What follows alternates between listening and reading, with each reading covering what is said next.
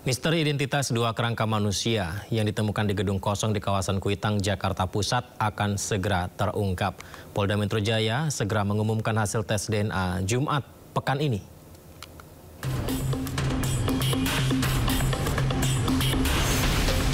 Hasil pemeriksaan DNA dua kerangka manusia dalam kondisi hangus terbakar di sebuah gedung di Kuitang, Jakarta Pusat akan segera diumumkan. Saat ini tim DVI tengah merampungkan pemeriksaan dengan melibatkan laboratorium forensik.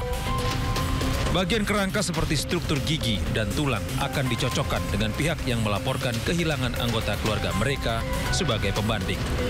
Nanti itu hari Jumat, insya Allah, kalau hasil dari laboratorium forensik, ya dari tim DVI Mabes Polri kalau sudah keluar. Karena kalau belum keluar kita nggak berani mengumumkan. Ya karena yang mengumumkan nanti dari pihak laboratorium forensik, bukannya kita. Ya. Sejumlah pihak juga akan dihadirkan pada saat hasil pemeriksaan DNA diumumkan. Dan kita akan menghadirkan beberapa pihak. Dalam hal ini dari PT ACC yang menemukan pertama, penyidik dari Polres Jakarta Pusat dan Ditreskrim termasuk nanti akan menghadirkan pihak keluarga, termasuk Kontras yang pernah melaporkan terhadap orang hilang. Nah, termasuk nanti kita akan mendengarkan langsung terkait tentang penjelasan dari dokter forensik Rumah Sakit Polri terhadap hasil dari pemeriksaan DNA, tulang, dan gigi. Dua kerangka manusia ini ditemukan di salah satu gedung di kawasan Kuitang, Jakarta Pusat pada Kamis 30 Oktober 2025. Saat itu, pihak vendor hendak merenovasi gedung yang terbakar pada demonstrasi berujung ricuh pada Agustus lalu. Kini dua rangka yang ditemukan ini dikaitkan dengan dua orang yang dilaporkan hilang sejak demonstrasi, yakni Muhammad Farhan Hamid dan Reno Syahputra Dewo. Dari Jakarta, Den Helmi Sajangbati, iNews melaporkan.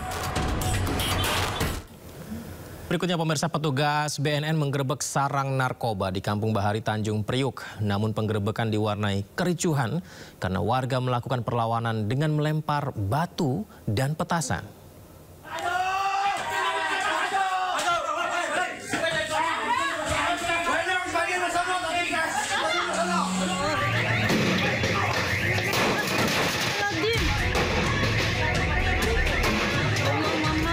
Petugas Badan Narkotika Nasional mendapat perlawanan warga saat menggerebek sarang narkoba di kawasan Kampung Bahari, Tanjung Priuk, Jakarta Utara.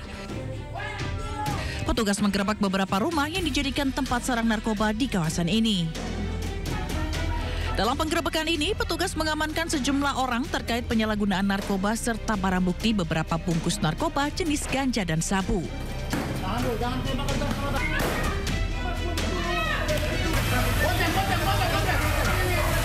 Setelah melakukan penggerebekan dan akan membawa sejumlah pelaku narkoba, polisi justru diserang oleh warga dengan menggunakan batu dan petasan.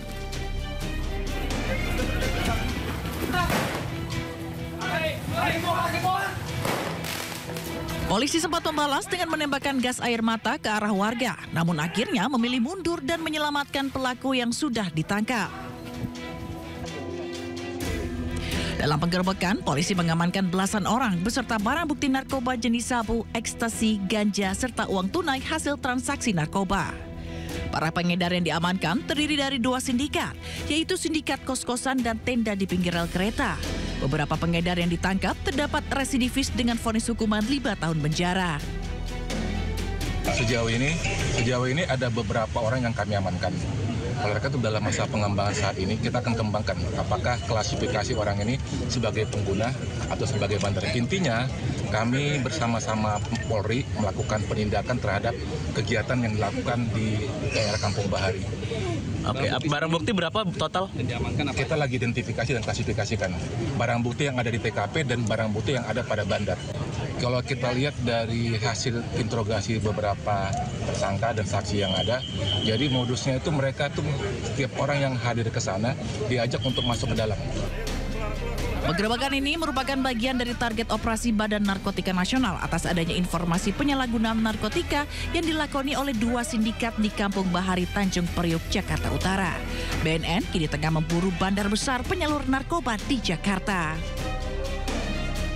Dari Jakarta, Sofyan Firdaus, iNews melaporkan. Misteri identitas dua kerangka. Sidang lanjutan kasus kematian Prada Luki Namo kembali digelar di Pengadilan Militer 3-15 Kupang, Nusa Tenggara Timur. Dari keterangan saksi dokter, terungkap adanya luka memar di tubuh korban.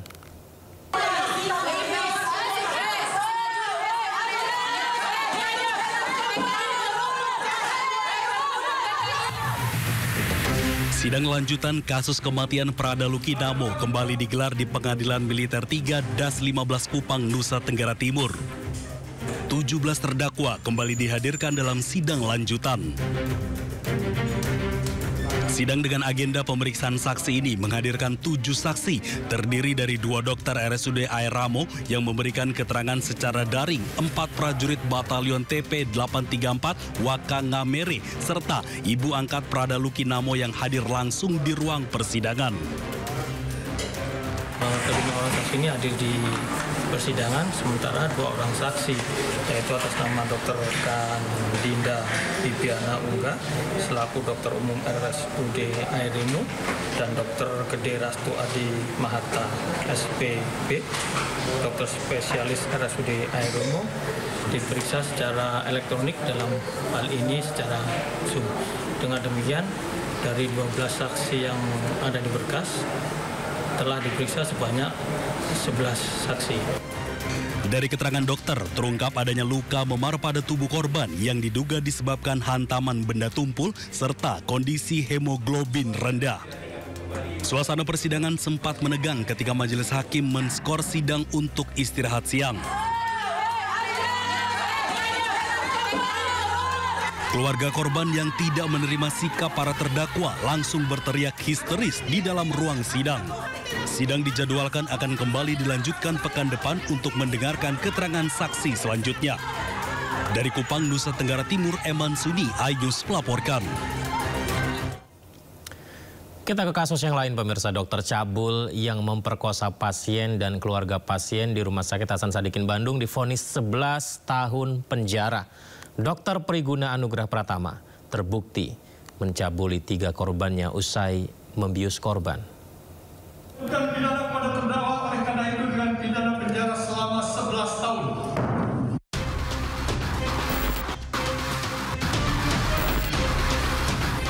Majelis Hakim Pengadilan Negeri Bandung menjatuhkan vonis 11 tahun penjara dan denda Rp137 juta kepada Dokter Priguna Anugrah Pratama.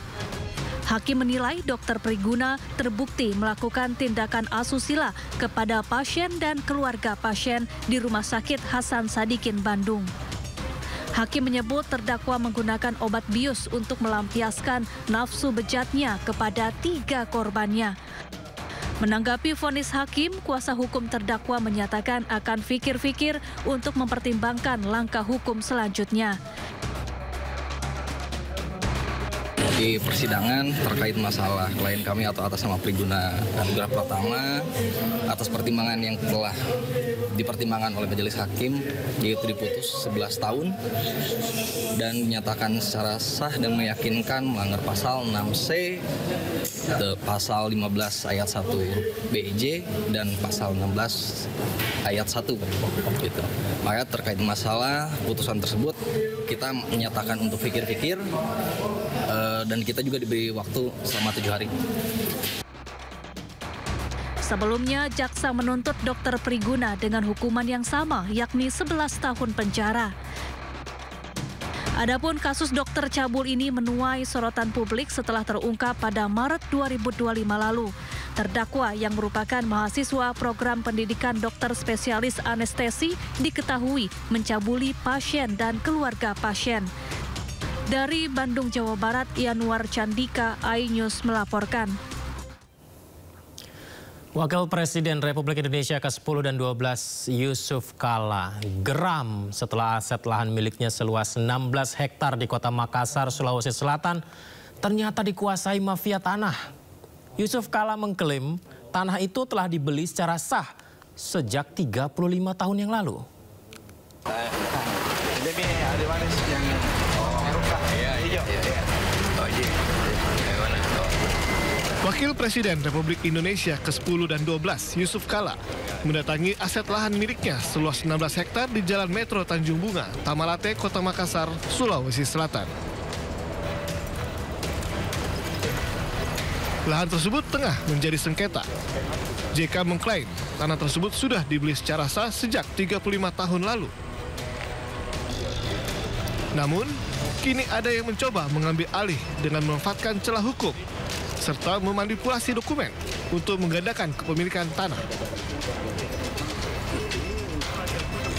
Tak hanya itu, JK juga menyoroti klaim salah satu perusahaan pengembang yang menyebut telah mengeksekusi lahan tersebut yang dinilai tidak memenuhi syarat hukum. Saya punya tanah, itu kesimpulannya. Udah sertifikat, ada jual belinya 35 tahun lalu, saya sendiri yang beli.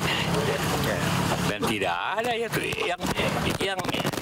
kalau memang yang kami tidak ada hubungan hukum dengan GMD, tidak. Karena yang dituntut itu siapa namanya? Najwa Palang. Itu penjualikan kan? Iya, penjualikan. Masa penjualikan punya tanah Sulawesi? Betul. Ya kan? Jadi itu kebohongan, rekayasa macam-macam. Kalau ada tanah jadi itu permainan lipo, itu ciri lipo gitu.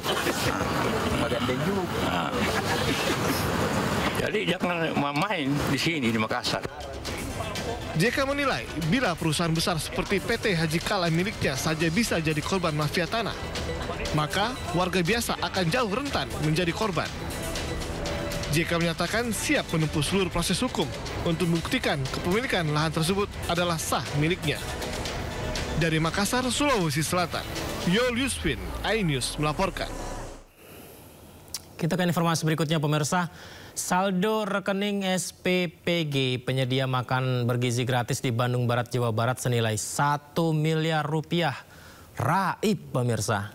Pengelola SPPG mengaku jadi korban penipuan sehingga SPPG-nya berhenti beroperasi.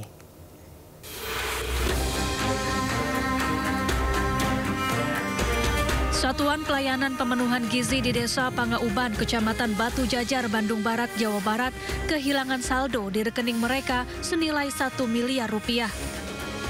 Kini SPPG yang baru beroperasi selama 10 hari ini berhenti beroperasi. Menurut pihak SPPG, mereka diduga menjadi korban penipuan digital atau phishing. Peristiwa ini terjadi saat kepala SPPG hendak melakukan persetujuan transaksi melalui aplikasi bank. Kemudian sistem meminta kata sandi diganti. Kepala SPPG kemudian menghubungi layanan chat resmi melalui situs yang ia yakini benar. Tak lama seseorang yang mengaku sebagai petugas bank menghubungi korban dan meminta sejumlah informasi terkait rekening. SPPG ini tidak ditutup, masih berjalan. Tapi tidak bisa beroperasi. Tidak beroperasi karena dananya hilang. Siap. Untuk SPPG saya turut prihatin ya. Kita ada 53 karyawan kita dirumahkan. Dia tergantung dari tergantung di kerjaan ini. Dan untuk penerima sih kita ada 8 sekolah gitu ya. Itu ada 8 sekolah, tapi di sini masih ada 8.000 gitu ya yang untuk menerima malahan yang belum sekarang kita tercatat gitu ya sampai pada datang ke sini. SPPG Pangauban telah melaporkan kasus ini ke Badan Gizi Nasional dan diarahkan untuk membuat laporan resmi ke polisi. Dari Bandung Barat, Jawa Barat, Iwono, iNews melaporkan.